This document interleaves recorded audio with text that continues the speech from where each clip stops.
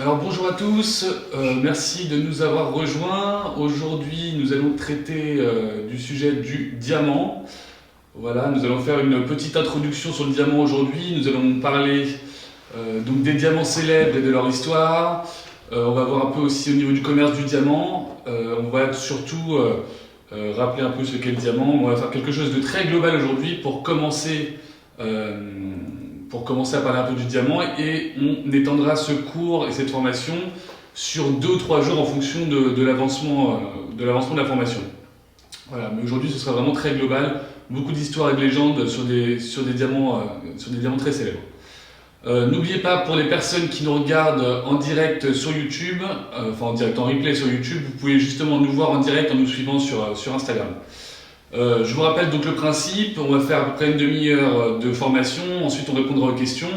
Donc n'hésitez pas à nous poser des questions tout le long de la formation, je regarderai tout à l'heure pour relire les questions que vous nous avez posées pour essayer d'y répondre. Mais on aura 15-20 minutes consacrées spécialement à vos questions à la fin de la formation. Donc on va commencer aujourd'hui donc sur le diamant. Patrick va commencer à vous énumérer un peu toutes les histoires et les légendes des diamants célèbres. Voilà, enfin du diamant en général. Je pense que c'était très important de vous scinder ce cours en plusieurs parties. On va commencer d'abord par l'histoire et un petit peu les légendes du diamant qui est connu depuis de très très nombreux siècles, puisqu'il a toujours fasciné pour sa dureté et son éclat. Bon, je vous rappelle, et on vous le rappellera après dans les caractéristiques physiques et chimiques qui seront vraisemblablement vues demain, que le diamant est la matière la plus dure qui existe. On vous a parlé hier de l'échelle de Mohs qui allait de 1 à 10. Le diamant étant 10, c'est la matière la plus dure qu'on trouve sur la Terre. Et bon, ça a posé de gros problèmes pendant des siècles parce que on ne savait pas comment le tailler. On le clivait, c'est-à-dire on cassait des angles sur ce diamant. Et j'en profite pour vous dire qu'on ne peut pas, la dureté n'a pas de corrélation directe avec la résistance. C'est-à-dire que c'est la matière la plus dure, mais elle n'est pas forcément résistante. Vous verrez qu'à certains endroits, elle a des points de faiblesse, et si vous jetez votre diamant par terre, vous pouvez le casser. C'est pas parce que c'est la matière la plus dure. Donc ça, c'était important de...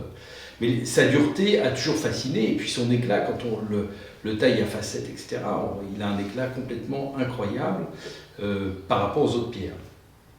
Ce diamant, on en parle déjà dans des manuscrits hindous.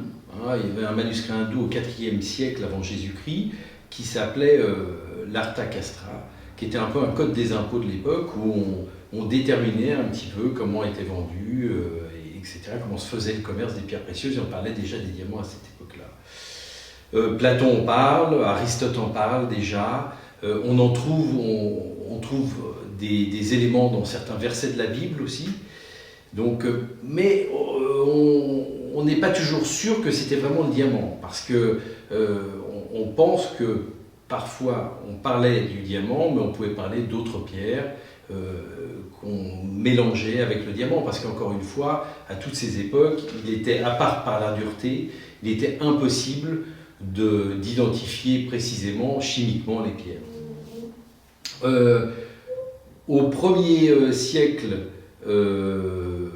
après Jésus-Christ, Pline l'Ancien a fait un livre qui s'appelait Historia Naturalis, et il parle aussi de cette pierre, et on disait à l'époque que les malfaiteurs pouvaient recouvrer la liberté s'ils arrivaient à casser un diamant. Bon, et certains y arrivaient, puisqu'on peut casser un diamant. Notamment quand Charles le Téméraire a été battu devant les Suisses, devant Nancy. Après, les Suisses descendaient pour ramasser sur les nobles qui avaient été tués les pierres qu'ils portaient sur leurs bijoux. Et la méthode à l'époque pour voir si la pierre était vraie ou fausse, c'était de prendre un marteau et de taper sur la pierre. Alors, inutile de vous dire qu'il y a un paquet de diamants qui sont partis en poussière. Hein. Voilà. L'étymologie du diamant, ça vient d'Adamas, qui voulait dire chez les Grecs indomptable. C'était aussi indestructible. Voilà, parce qu'effectivement, même si ce que je viens de vous dire est vrai, c'était quand même très difficile de le détruire et de l'écraser. Et d'ailleurs, quand on le mettait dans le feu, il ne brûlait pas, malgré que ça soit du carbone pur. On a très longtemps pendant l'Antiquité considéré que le diamant était un morceau d'étoile ou une larme de Dieu, parce que c'était quelque chose qu'on utilisait beaucoup comme talisman, surtout chez les Romains, dû à ses propriétés exceptionnelles.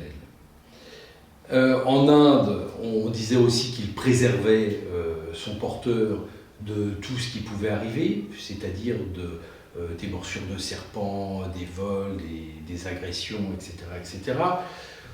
J'ai retrouvé au cours d'un de mes voyages un petit peu ce style d'attitude, notamment en Indonésie, où on utilise encore aujourd'hui, et des gens qui ne sont pas,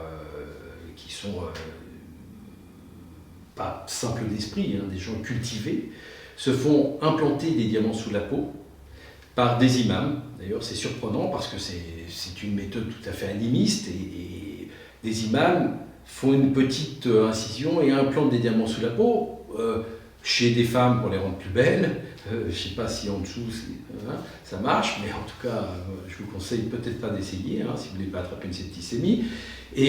Ou pour les hommes, ce serait aussi une méthode de protection, hein, un petit peu comme ce qu'on disait dans l'Antiquité, un peu comme un gilet pare-balles, etc.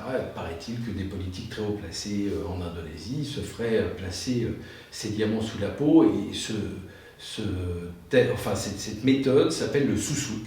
C'est une méthode ancestrale qui est venue du Japon.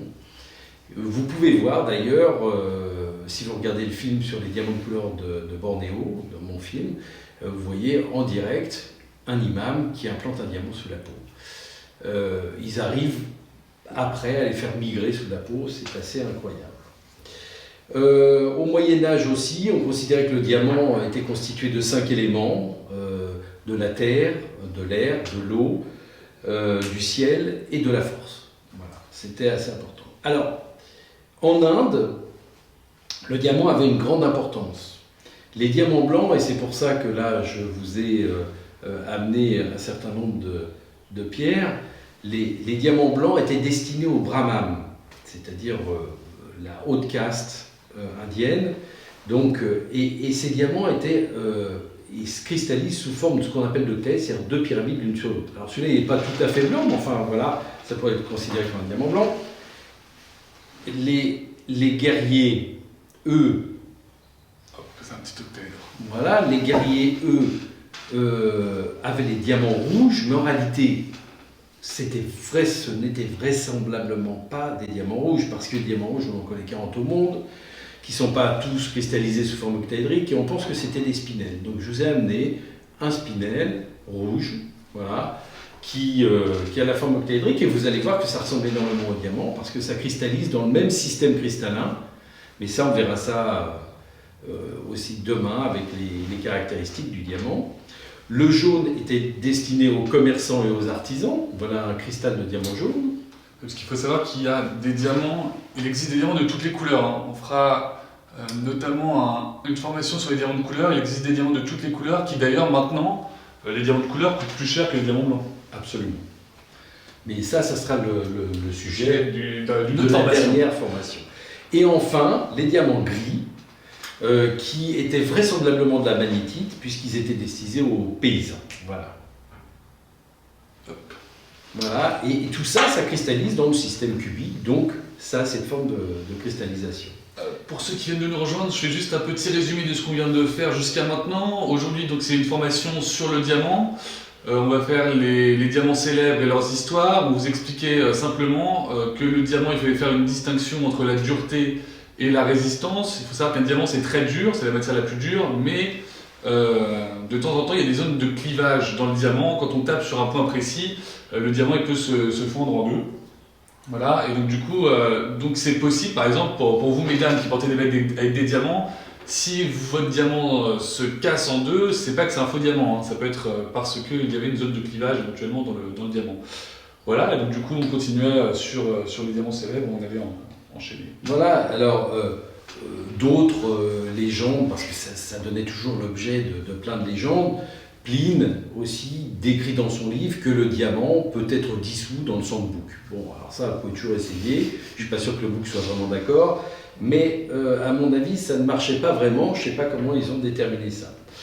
Alors, d'une manière très surprenante, dans toute cette période, si vous voulez, de l'Antiquité au Moyen-Âge, etc., on considérait que les petites pierres, les petits diamants étaient plutôt des pierres bienfaisantes et bénéfiques, des talismans. Et par contre, toutes les grosses pierres, la plupart des grosses pierres, ont des histoires rocambolesques, et dont je vous parlerai après. Je vais vous citer quelques gros diamants blancs, parce que je ne veux pas vous parler des diamants de couleur aujourd'hui.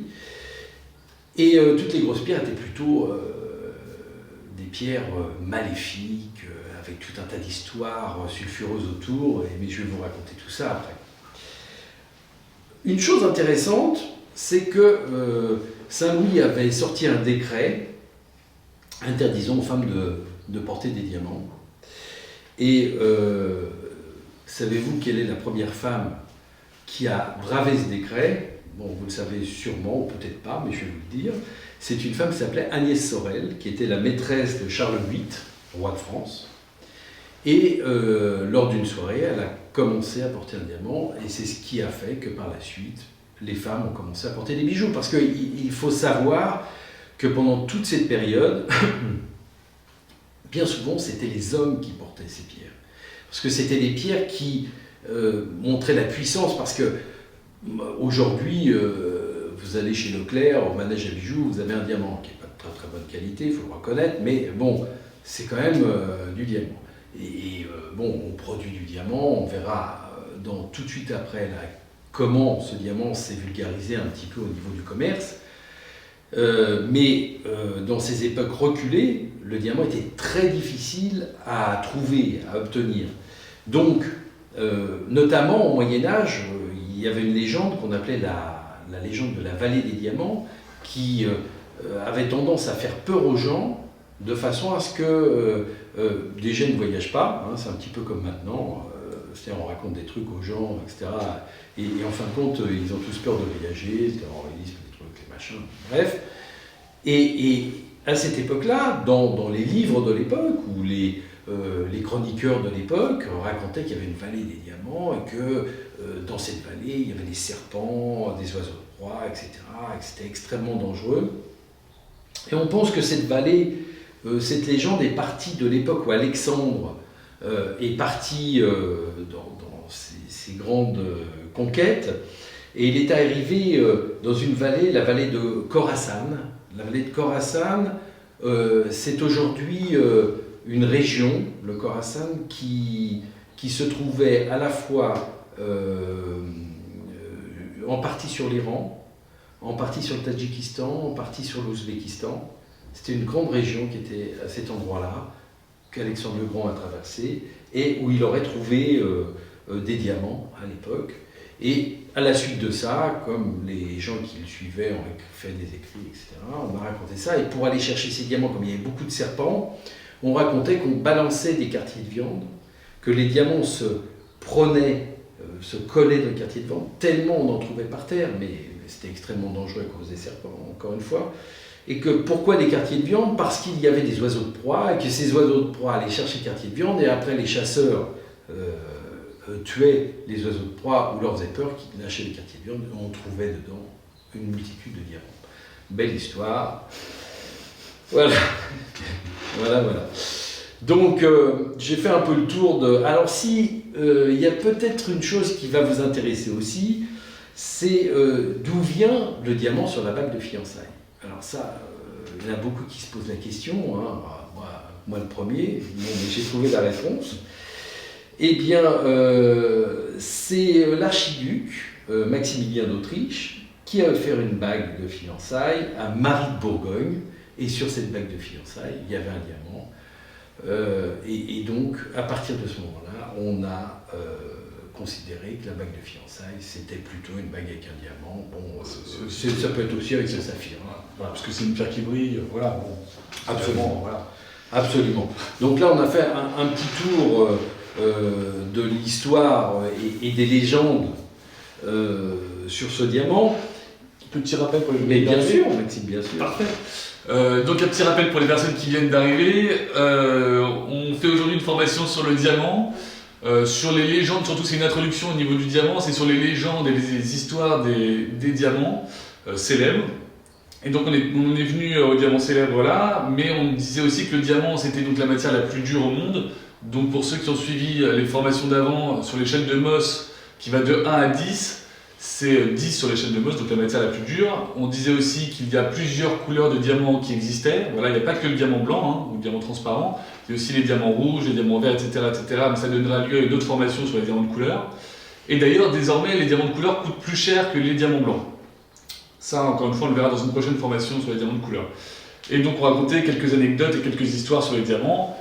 Et vous aviez continué, et on disait d'ailleurs que le diamant était devenu la pierre des bagues de fiançailles. Absolument, à cause de Maximilien, archiduc d'Autriche. Exactement. Donc, maintenant, on va regarder un petit peu comment s'est passé au cours de l'histoire ce commerce du diamant et les endroits où ils ont été exploités. C'est assez surprenant, et vous allez voir, parce qu'en réalité, depuis le 8e siècle avant Jésus-Christ, on ne trouvait du diamant. Bon, on pense qu'on trouvait du diamant, il y a peut-être d'autres qu'on en trouvait à droite à gauche, parce qu'il y a quelques écrits, et je vous le dirai au fur et à mesure, mais surtout en Inde, dans une région qui s'appelle Golconde. Alors, si vous voulez voir la tête de Golconde, allez voir toujours les films sur YouTube, notamment le trésor, c'est le trésor de la reine d'Angleterre, oui. Non, le trésor des tsars. C'est dans le trésor des tsars que j'ai traité la partie Golconde, où on ne trouve plus un diamant aujourd'hui. Il n'y a même plus de mine. Il reste toujours le fort de Golconde, mais on ne trouve plus un diamant. Donc à cette époque-là, tous les diamants, jusqu'au milieu du XVIIIe siècle, venaient de cette région. D'ailleurs, encore aujourd'hui, ces diamants ont une réputation très marquée, parce qu'on dit que les diamants de Golconde, et c'est vrai d'ailleurs, n'ont pas du tout le même reflet qu'un autre diamant.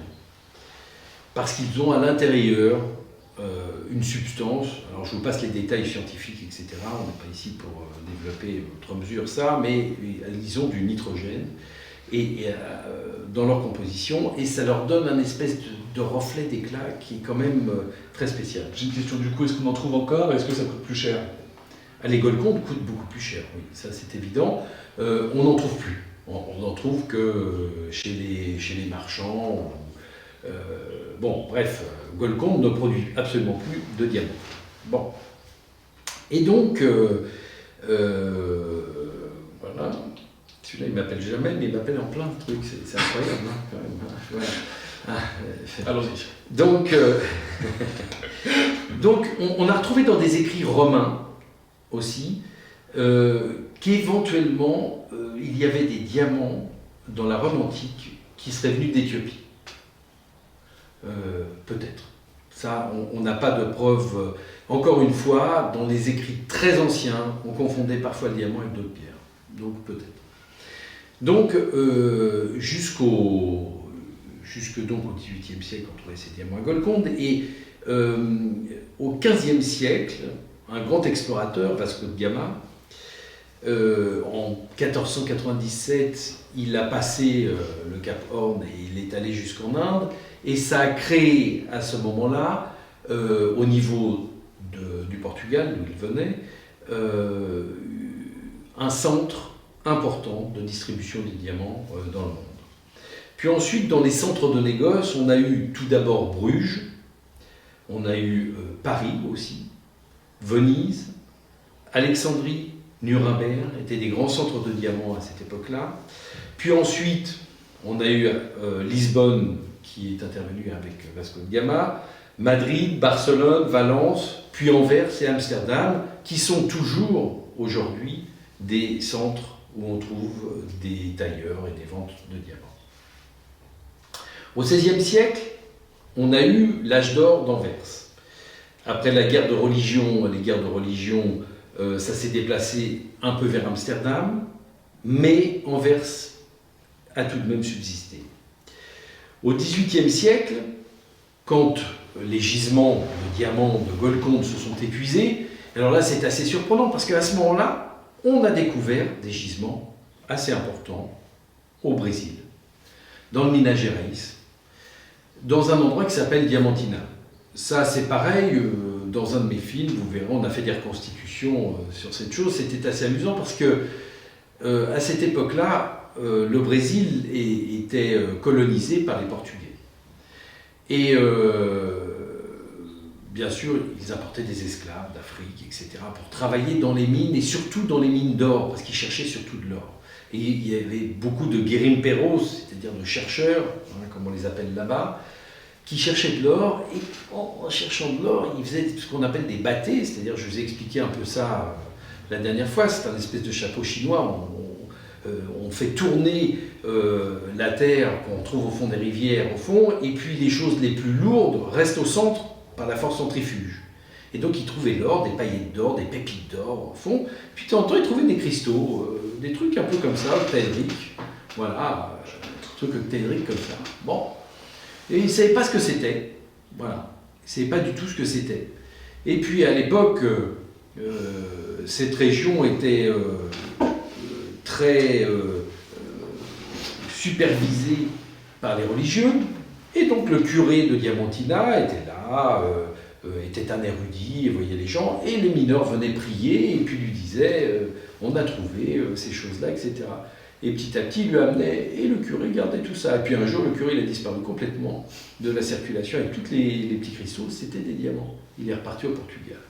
Ça s'est su, et on a commencé à exploiter d'une manière beaucoup plus organisée le diamant dans cette région de Diamantina. Et tous ces diamants ont été exportés vers le Portugal, et beaucoup de pierres de cette époque sont allées, notamment par exemple toutes les petites pierres de la couronne de Catherine la Grande, qui était impératrice de Russie, venaient du Brésil via le Portugal. Donc aujourd'hui, on trouve encore des pierres. J'ai d'ailleurs fait un film l'année dernière sur Arte, que vous pouvez peut-être voir en replay sur Arte. Je ne sais pas s'il est encore sur YouTube, mais en tout cas il doit y être sur Arte. C'était les diamants du Brésil. C'était les diamants du Brésil, où on explique qu'on trouve encore des diamants, et pas en quantité, c'est pas une production assez minime, mais on trouve encore des diamants au Brésil, dans la région de Diamantina. Et puis, donc cette production s'est un peu effondrée à la fin du XIXe siècle, et d'une manière surprenante encore, on a commencé à trouver des diamants dans une autre région du monde, qui était l'Afrique du Sud. Alors là, vers 1866, même précisément 1866, un Boer. Les Boers, il y a beaucoup d'Hollandais qui sont partis en Afrique du Sud, et c'était donc les ancêtres des Boers. Et un Boer de 15 ans, un jeune homme qui s'appelait Erasmus Jacob, va chercher un bout de bois et se promène au bord d'une rivière, et trouve un caillou qui brille beaucoup dans cette rivière. Bon. Il le ramène à sa sœur, un géologue passe chez eux, voit la pierre, lui dit tiens je peux la prendre et tout, il la prend, il l'a fait identifier, il se trouve qu'on trouve Erasmus a trouvé le premier diamant d'Afrique du Sud. Ce diamant faisait 21,25 carats brut. Il a été taillé ensuite en 10 carats 79. Je rappelle qu'un carat, ça fait 0,20 grammes à peu près. Voilà. Et on l'a appelé l'Eureka, parce qu'on venait de découvrir le premier diamant d'Afrique du Sud, ce qui a créé ensuite une espèce de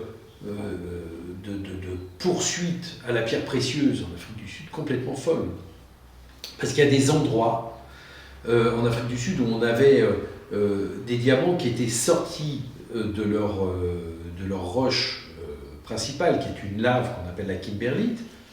Ils ont été sortis de cela par les éluvions et l'alluvion. Et on a même des photos de l'époque où les gens étaient à quatre pattes. Hein, vous aviez des dizaines de personnes à quatre pattes qui avançaient et ramassaient, collectaient des diamants par terre. Donc, à partir de là, à partir de ce moment en Afrique du Sud, on a commencé à exploiter, creuser, exploiter les diamants, etc. Et on a un monsieur qui, en 1870, ce monsieur s'appelait Cecil Rhodes, a commencé à une idée géniale, c'est-à-dire il s'est dit, voilà, pour ne pas créer de problèmes au niveau du commerce du diamant, il faut faire une espèce de consortium. Et il était le premier à créer un consortium, du moins il a acheté des mines dans un premier temps, qui s'appelait la De Beers Mining Co. Ça c'était en 1880. Et puis après il a créé ce consortium où il a racheté des mines, mais il achetait toute la production. Et au début du XXe siècle, ce consortium vendait 90% des diamants mondiaux, ce qui était complètement incroyable. Et malgré les crises, le diamant est resté stable parce que ça lui permettait de mettre du diamant sur le marché ou d'en retirer en fonction des demandes et des productions qu'il y avait. Donc à cette époque-là, on a trouvé aussi en 1908 en Namibie des gisements incroyables. C'est-à-dire qu'on s'est rendu compte que si vous voulez, on se baladait sur les plages, on ramassait des diamants sur les plages. Inutile de vous dire que les plages ont été fermées. Encore aujourd'hui, on pompe avec des aspirateurs énormes le fond de la mer parce que tous ces diamants avaient été amenés d'une manière alluvionnaire sur les plages et dans les fonds marins.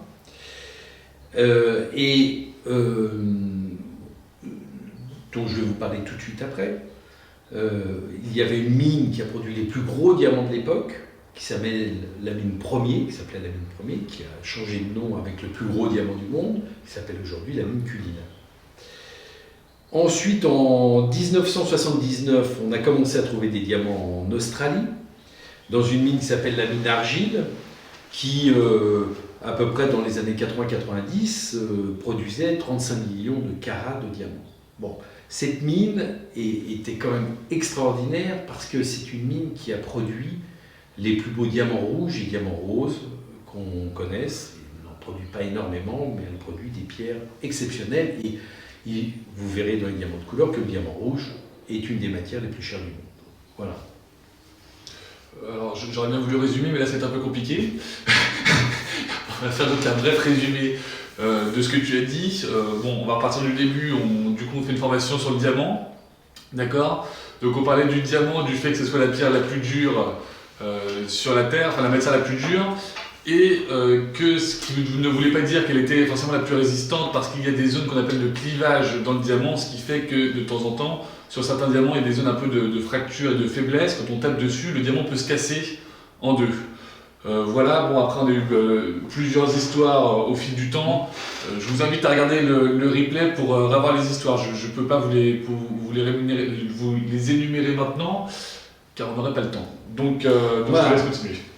Donc je vais continuer, on va dépasser un tout petit peu l'horaire, parce que, comme on vous le disait, le diamant est un sujet très vaste, avec beaucoup de légendes et beaucoup d'histoires. C'est pour ça qu'on a scindé au départ. Tout à fait, on va devoir vraiment scinder, parce que là du coup on est un peu en retard. Je ne sais pas si on aura le temps de faire tous les diamants célèbres aujourd'hui, mais en tout cas on continuera au fur et à mesure, hein. Ne vous inquiétez pas. Voilà. S'il faut remettre plus d'heures, on mettra plus d'heures. Voilà.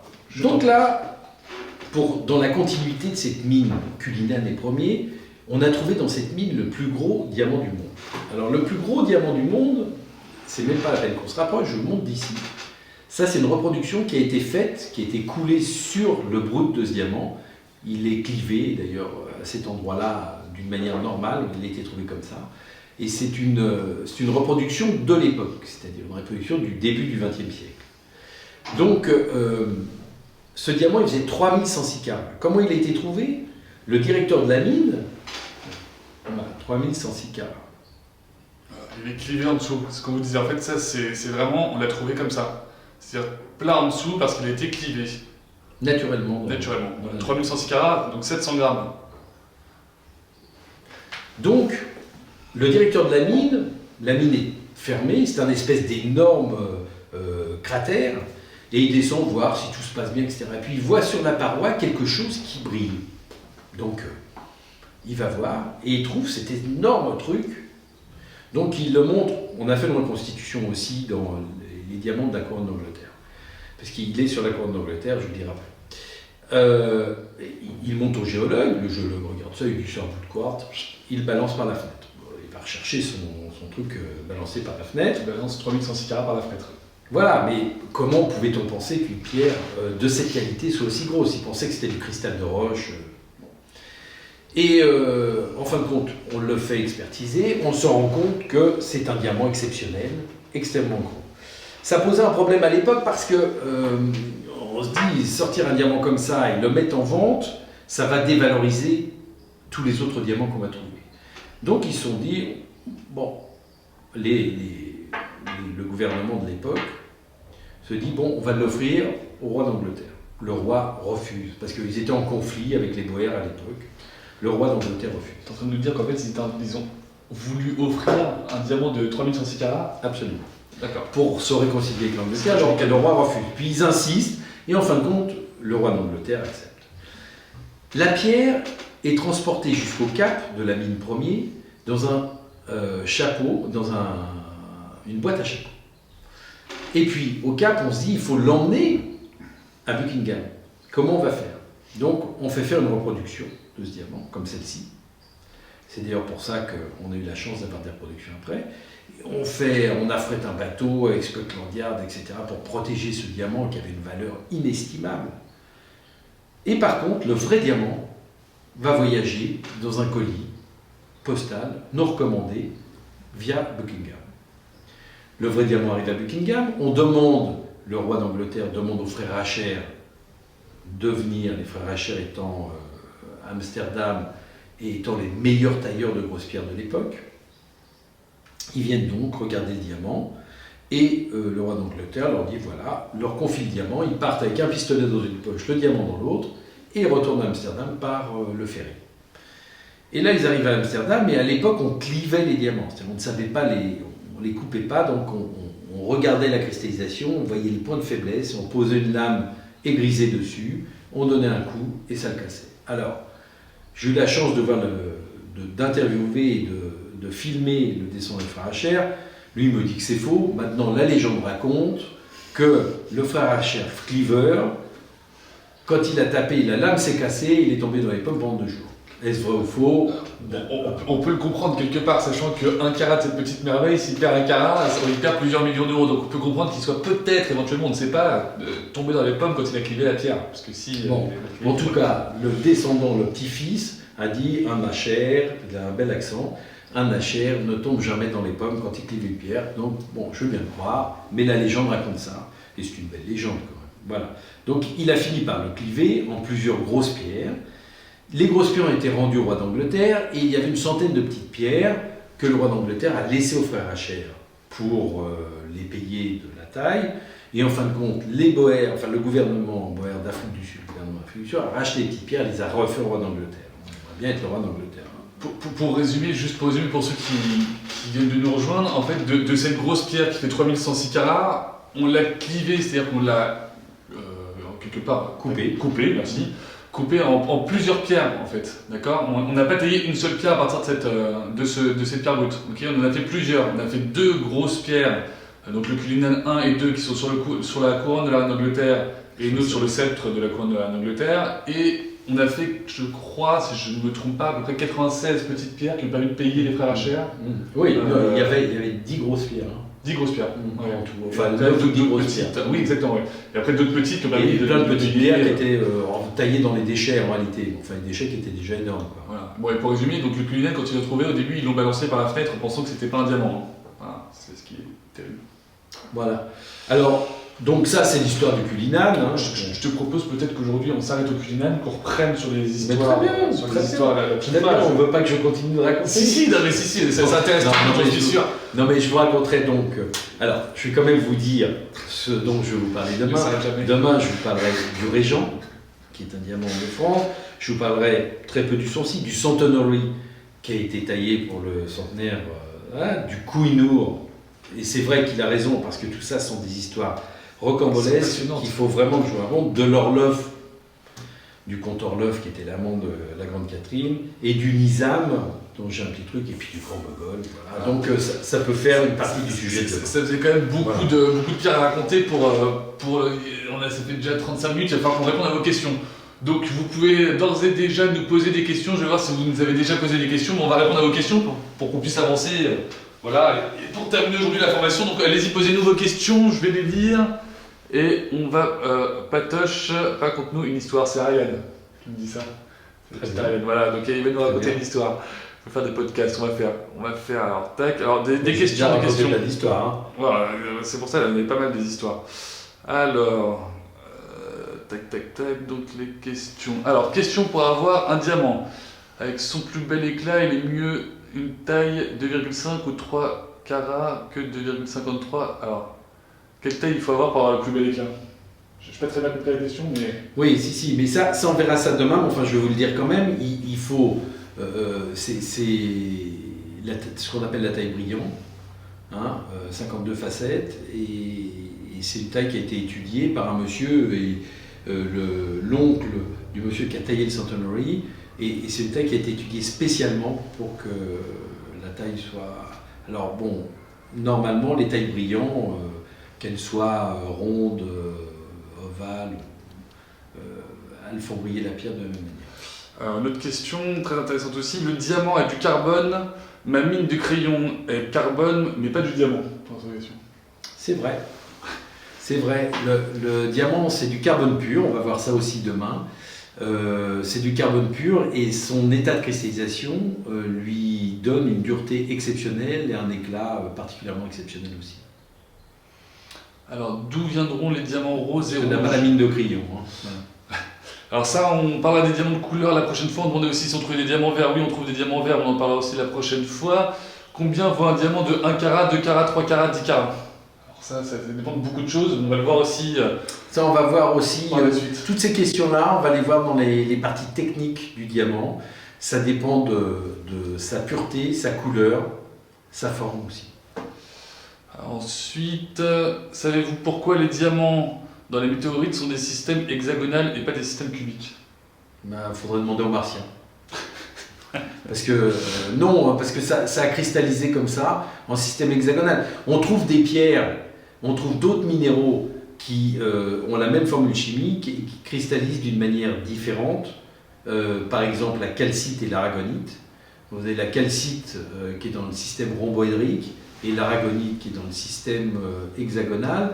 Et ces deux pierres ont exactement la même formule chimique. Donc là, c'est un peu le même principe, mais voilà.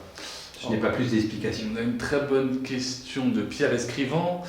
Est-ce qu'un diamant a plus de chances de prendre de la valeur dans le temps qu'une pierre de couleur?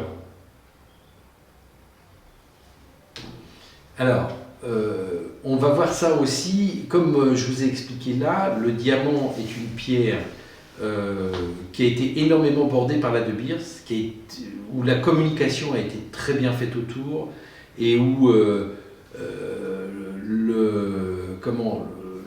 marché est complètement régulé par la De Beers. Donc je pense qu'une pierre de couleur peut prendre plus de valeur qu'un diamant parce que d'une manière évidente sur des petites pierres, je ne parle pas des grosses pierres dont je vous ai parlé là ou de pierres au-dessus de 20 carats, mais sur les petites pierres, le diamant n'est pas une pierre extrêmement rare par rapport à certaines autres pierres précieuses.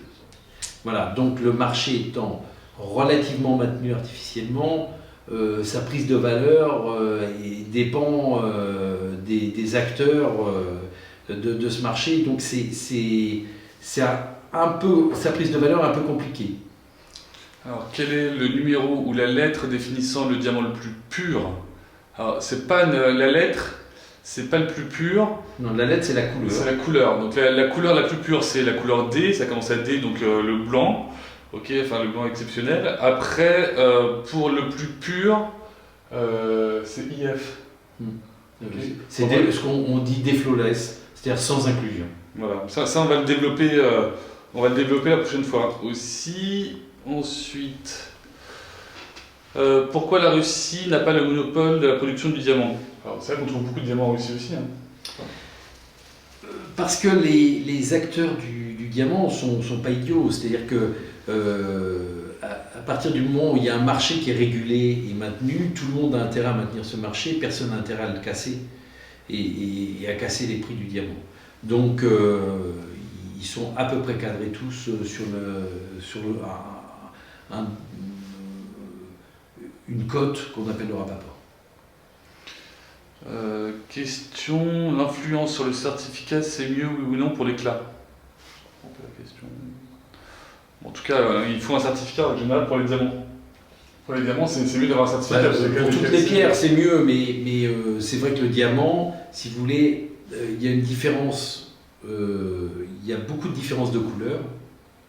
Hein, c'est-à-dire que c'est beaucoup plus régulé, ça a été beaucoup plus travaillé au niveau régulation que les pierres de couleur, où on a 3-4 couleurs. Le diamant, vous avez une pléiade de lettres pour donner les couleurs, et on vous montrera d'ailleurs une ligne avec des couleurs différentes, et vous allez pratiquement pas voir la différence de couleur, sauf si vous mettez la dernière en face de la première.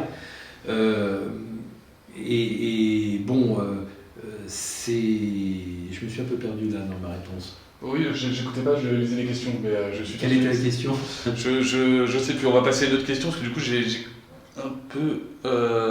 Si, pour le monopole en Russie, pourquoi en Russie et pas en... Pourquoi il n'y a pas de monopole des diamants en Russie? Non, c'est pas ça, c'était la question précédente. Bon bah, je sais plus, désolé. Désolé, non, parce que je suis en train de lire les questions, je suis en train de chercher les questions. Comment différencier à l'œil un diamant d'un saphir blanc? Ça c'est pas... À l'œil, on voit les différences de couleur, enfin d'éclat. Bon, un saphir blanc a un éclat quand même inférieur au diamant, mais ça peut être un petit peu compliqué. On prend les indices, on a des appareils qui permettent de le voir. Alors on nous demande aussi si on trouve des diamants sur la Lune ou sur d'autres planètes. Alors je sais qu'il y a une planète qui est faite entièrement en diamant. Absolument, oui, comme la planète en saphir en rubis. Il y a une planète qui serait faite entièrement en diamant. Puisqu'on en trouve dans les météorites, il n'y a pas de raison qu'on n'en trouve pas ailleurs. Existe-t-il l'équivalent du Rapaport pour les pierres de couleur? Pas du tout. Non, ça n'existe pas, il n'y a pas de prix de marché pour les autres pierres de couleur. Il n'y a qu'un prix de marché pour les diamants et pour les diamants blancs, d'accord? Pas pour les diamants de couleur. Ensuite, trouve-t-on des diamants sur la Lune de planète, on vient de le dire. Allez-vous parler des diamants de synthèse? Un avis peut-être? On en parlera du diamant de synthèse. On en parlera, donc on ne va pas s'étendre trop. Oui, on va en parler, mais enfin bon... Oui, on va en parler, on va vous dire ça. Est-ce que les caractéristiques d'un diamant peuvent changer avec le temps et donc modifier la valeur d'un diamant? Pour les diamants verts non, les caractéristiques peuvent changer, oui, parce que par exemple, vous avez les diamants taille ancienne du début du 20e, avant qu'on ait la taille brillant, ils valent moins cher, ils valent beaucoup moins cher que les diamants taille brillante. Donc effectivement, il y a des caractéristiques qui peuvent changer, mais pas les caractéristiques de couleur ou de pureté. Alors, quel est le premier producteur de qualité de diamant? C'est la Guinée, non?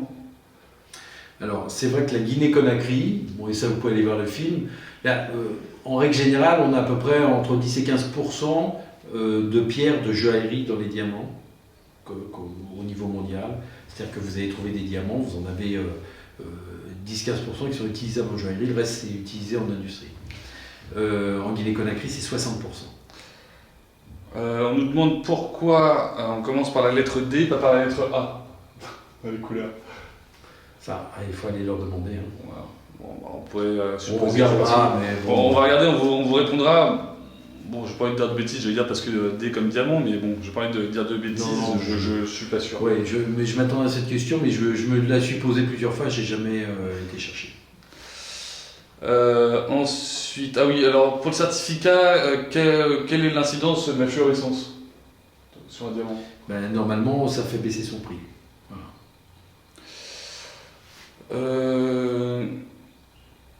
Ensuite, donc le plus gros producteur de diamants aujourd'hui, je sais que le Canada produit de plus en plus de diamants et va probablement devenir le plus gros producteur. Il y a la Russie qui produit énormément aussi, il y a le Botswana qui produit énormément. Le plus gros producteur, je pourrais pas te dire, mais enfin, il faut savoir que voilà, il y a, dans ces pays-là, ils trouvent beaucoup de diamants. Voilà, le plus gros producteur. Bon, c'est variable d'une année sur l'autre. Enfin bon, aujourd'hui. C'est vrai que la Russie a des réserves énormes de diamants. Existe-t-il des diamants taillés à la main? Alors, celui-là c'est Tolkovski, il a taillé à la main celui-là, non? Oui. Ah oui, il existe des diamants taillés à la main. Non, mais généralement, les grosses pierres sont taillées à la main. Voilà, les très grosses pierres. Hein. Les grosses pierres sont égales à la main de façon à ne pas les abîmer. Bonjour, ce n'est pas le sujet du jour. Faire un cours sur la chrysobéryl de l'Alexandrite. On essaiera de faire un cours sur le chrysobéryl de l'Alexandrite, pas de problème. Est-ce que la kimberlite ne se trouve qu'en Afrique du Sud? Non. Non. Alors, du coup, il y avait une autre question. Pourquoi alors Pardon, vas-y, je te dis. Non, le nom vient de Kimberley, mais on trouve la kimberlite dans d'autres endroits que l'Afrique du Sud. Du coup, on nous disait pourquoi, du coup, vu qu'il y a des volcans en France et dans d'autres pays, pourquoi alors on ne trouve pas de diamants dans ces autres pays? Probablement parce qu'il n'y a pas de carbone. Tout dépend des conditions, si vous voulez, et de la matière qui va être au niveau des volcans. Et puis ce sont des pipes, ce sont des cratères de volcans très particuliers qui produisent du diamant. Alors on nous dit parlez-nous de Tavernier. On va en parler de Tavernier. On fera un truc que sur Tavernier. Ouais, on l'adore. Que sur Tavernier, papa l'adore. Hein. Il faut savoir que vraiment il faut une vraie passion pour on l'aime bien parce que c'est le seul qui nous a donné un nombre d'informations complètement incroyables, notamment sur les mines de Golconde.